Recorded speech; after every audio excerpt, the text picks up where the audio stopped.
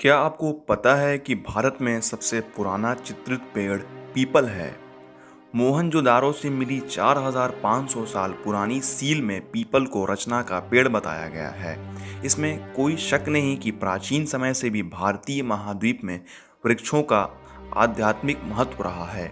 कहा जा सकता है कि पेड़ों की पूजा यहाँ धर्म का सबसे पुराना रूप है।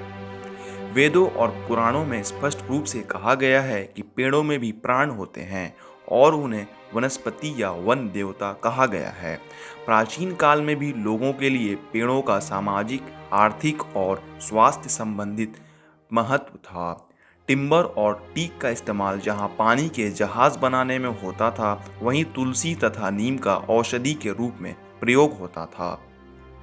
बरगद और मैंग्रोव का पर्यावरण की दृष्टि से महत्व था, जबकि अन्य पेड़ आहार के रूप में इस्तेमाल होते थे।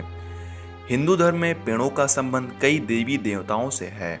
एक किंवदंती के अनुसार एक बार शिव और पार्वती अंतरंग समय बिता रहे थे, तभी अग्नि देवता बिना आज्ञा के अचानक अंदर आ गए। लेकिन शिव ने जब इस पर कुछ नहीं कहा तो पार्वती नाराज हो गईं और सभी देवताओं को पृथ्वी पर पेड़ का रूप धारण करने का श्राप दे दिया। श्राप से डरकर देवता पार्वती के पास पहुंचे और कहा कि अगर वे सभी पेड़ बन गए तो असुर शक्तिशाली हो जाएंगे। चूंकि श्राप वापस नहीं लिया जा सकता था, पार्वती ने कहा कि उनका भले ही पूरी तरह पेड़ का रूप न हो, लेकिन वे कुछ हद तक पेड़ के अंदर रहेंगे। इस कथा से लोगों की इस आस्था को बल मिलता है कि इंसान की तरह पेड़ों में भी आत्मा होती है और इनमें आत्माओं का निवास होता है, जिनकी वजह से वर्षा तथा धूप खिलती है। ये आत्माएं महिलाओं को वंश बढ़ाने का आशीर्वाद देती हैं और इन्हीं की वजह से फसल की पैदावार होती है तथा पालतू मवेशियों की संख्या बढ़ती है। पुराणों के अनुसार कमल विष्णु की नाभि से निकला था, पीपल सूर्य से पैदा हुआ और पार्वती की हथेली से इमली का पेड़ निकला था। बहरहाल कुछ पेड़ ऐसे भी हैं जिन्हें पवित्र माना जाता है। इनमें सबसे ज़्यादा पवित्र पीपल को माना जाता है, जिसे संस्कृत में अश्वत्थ कहा जाता है। अशोक पेड़ का संबंध कामदेवी से है। संस्कृत में अशोक का अर्थ दुख रहित होता है या ऐसा व्यक्ति जो किसी को दुख नहीं देता। रामायण में रावण द्वारा हरण के बाद सीता को अशोक वृक्ष के नीचे रखा गया था। बरगद का पेड़ शिव, विष्णु और ब्रह्मा का प्रतीक है। ज्यादातर लोगों का विश्वास है कि बरगद जीवन और उर्वरता का सूचक है। दिलचस्प बात यह है कि भारत आए कई विदेशी सैलानियों ने इस पेड़ का जिक्र किया है। उन्होंने लिखा है कि बनिए इस पेड़ के नीचे बैठकर व्यापार करते हैं। सदियों तक गांव में बरगद के पेड़ के नीचे बैठक हुआ करती थी। 1050 में भारत का राष्ट्रीय वृक्ष घोषित किया गया था। इसी तरह तुलसी को भी पवित्र माना जाता है। हिंदू इसे तुलसी वृंदा देवी का संसारिक रूप मानते हैं, उसे लक्ष्मी का अवतार कहते हैं और इस तरह वह भगवान की पत्नी हुई।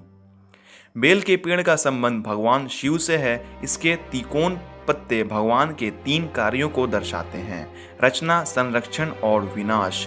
ये पत्ते शिव की 3 आंखों को भी दर्शाते हैं। वृक्ष पूजा से वृक्ष वाटिकाओं की उत्पत्ति हुई। गांव के लोग वनों की रक्षा करते थे और उनका मानना था कि वन में भगवान निवास करते हैं। इस विश्वास या अंधविश्वास की वजह से चाहे अनचाहे पारिस्थितिक चेतना पैदा हो गई। इसका सबसे अच्छा उदाहरण है राजस्थान में जोधपुर के गांव। 1730 में जोधपुर के शासक महाराजा अभय सिंह ने अपने नए किले के निर्माण के लिए भेड़ को भूनने के उद्देश्य से गांव के खिजड़ी पेड़ों को काटने का आदेश दिया था। पेड़ काटने के लिए महाराजा के मंत्री गिरधारी भंडारी के नेतृत्व में एक दल गांव पहुंचा, लेकिन अमृता देवी नाम की एक स्थानीय महिला ने इसका विरोध किया। उसने कहा, सिर की कीमत पर भी अगर एक पेड़ बच सकता है तो ये बलिदान सार्थक है। अमृता देवी और उनकी 3 बेटियां पेड़ को काटने से रोकने के लिए पेड़ों से लिपट गईं। ये खबर फैलते ही विश्नोई समाज के लोग भी वहां जमा होकर पेड़ से लिपट गए। इस विरोध में करीब 363 विश्नोई रूप महिलाओं और बच्चों की जानें चली गईं, क्योंकि पेड़ों के साथ उन्हें भी काट डाला गया। महाराजा को जब ये खबर मिली तो उन्हें बहुत पछतावा हुआ और उन्होंने उनके अधिकारियों की गलती के लिए माफ़ी मांगी।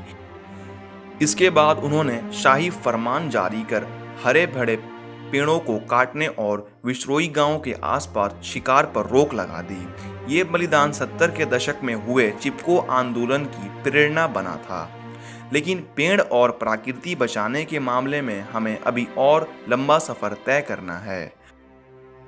प्राचीन समय में भारतीय लोग आग, घर, भोजन, कपड़े और हथियारों के लिए पेड़ों का इस्तेमाल करते थे, लेकिन उन्हें पेड़ों की अहमियत का भी अंदाज़ा था। इस मामले में वे भगवान की तरह थे। लेकिन क्या आपको लगता है कि आज हम एक ऐसी परंपरा को भूलते जा रहे हैं जो हमारी प्रकृति के लिए घातक है? दोस्तों, ये वीडियो आपको अच्छा लगा हो तो इसे लाइक और शेयर करें, और अगर आपका कोई राय है तो हमें कमेंट में बताएं, और इसी तरह की वीडियोस के लिए सब्सक्राइब करना ना भूलें हमारे और आपके YouTube channel history for all channel को। बहुत बहुत शुक्रिया।